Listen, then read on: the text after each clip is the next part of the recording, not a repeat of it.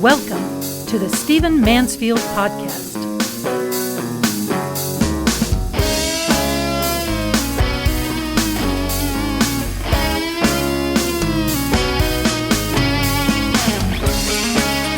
Well, welcome to the Stephen Mansfield Podcast. It's great to have you with me. I want to dive right into something that I think is absolutely fascinating that is happening in our time.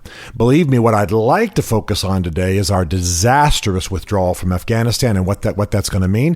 But I talked about that in my last podcast, and I think I'll give it a break because right now there's something amazing happening in the American economy. I want to draw your attention to it and talk about what it might mean for you and, of course, for our nation. In a pretty wonderful article in Inc. magazine called The Great Resignation, some scholars and analysts tell us about something that is happening in the American job market. It's pretty stunning. Listen to this. According to the U.S. Department of Labor, during the months of April, May, and June 2021, a total of 11.5 million workers quit their jobs. Think about that. Now, these are not people who just up and quit their jobs because they were getting, unemployment benefits or something. These are people who quit their jobs in essentially spring 2021. Now, this number is confirmed by a recent survey of over 30,000 workers conducted by Microsoft that found 41% are considering quitting, and that number jumps to 54% when Gen Z is considered alone. Gallup did a survey and found that 48% of employees are actively searching for new opportunities. And Persio reported that 38% of those they surveyed plan to make a change in the next 6 months.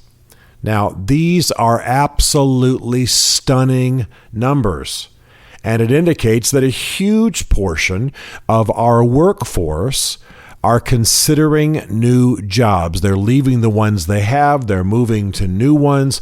It's pretty stunning. What the issues that are driving the Great Resignation, of course, are many, and we can pretty much guess what they are. But the core is this: that people have during COVID-19 been working from home, and they've had time to think about their jobs. They've had time to think about their work life. And they are beginning to face their burnout and their stress honestly.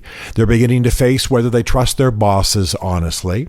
They're beginning to face whether they want to really be the victims, shall we call it, of downsizing and budget cuts and what have you that might result soon. Do they trust the managers that would be in charge of that at their firm? Are they really willing to live that way? So many people are beginning to look honestly at their job dissatisfaction, and interesting to me as a leadership coach and a guy who writes a weekly blast or email blast about leadership and things of this nature, many of them are simply looking for better bosses. That's the bottom line. They're looking for better bosses. They are tired of toxic work environments. They're tired of bosses they don't trust. They're tired of thinking their interests won't really be protected by bosses who care.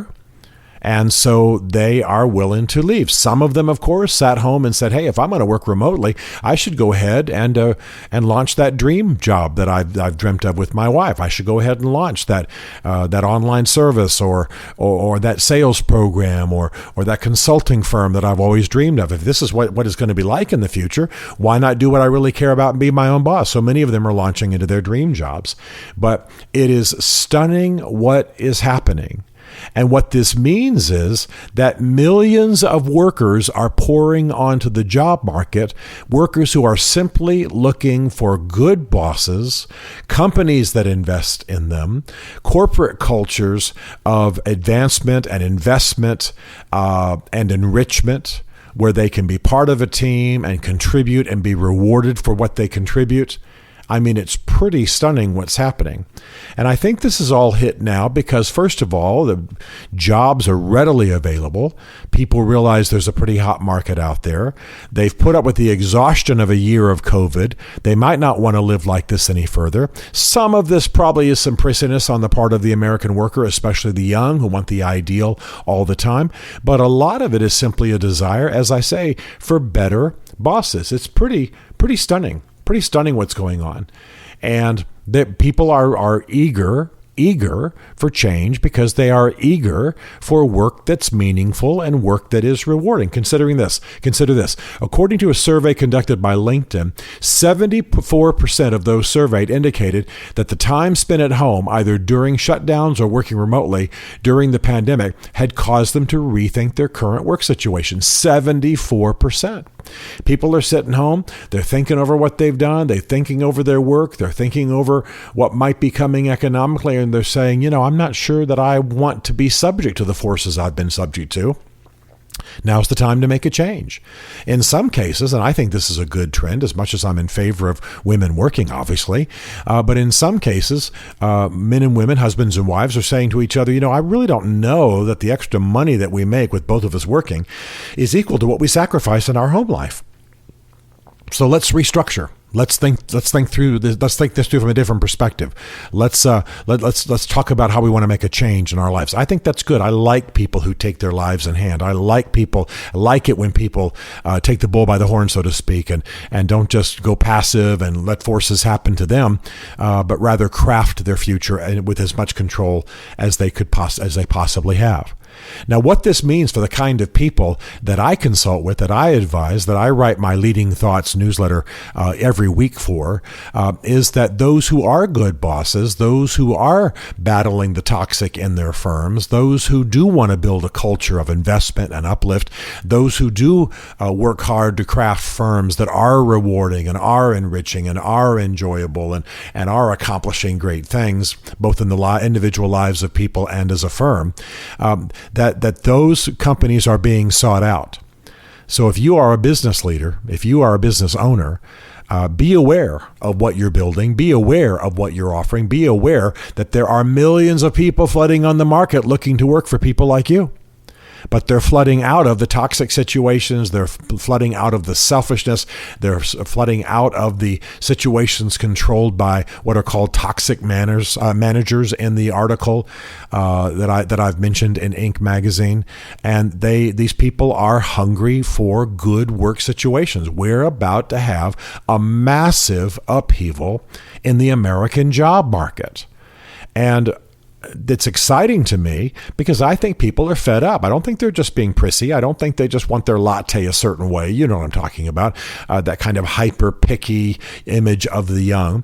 I think they're saying, look, work doesn't have to be toxic and terrifying and keeping you up at night and having you live in fear and where your life is in the hands of somebody you don't trust and wouldn't invite into your living room. I don't think that's the way it has to go. I think that the people are saying, you know what, there are good companies out there. There are good bosses. There are people who develop things at a human scale and want work and business to be a place of social good, be a place of personal uplift, be a place of inspiration, be a place of teaming and a synergistic effect that enriches lives. And that's what's happening now. And the amazing thing is that it's happening on such a massive scale because the Great Resignation got the potential to completely redesign American business and the American labor market. So understand it, read the article in Inc. We'll link with the show notes here in this program, and get ready for it. Good things are coming in that regard, but there's going to be some massive upheaval before it's over. Stephen Mansfield is a New York Times best-selling author, a popular speaker, and a frequent faith and culture commentator on Fox and CNN.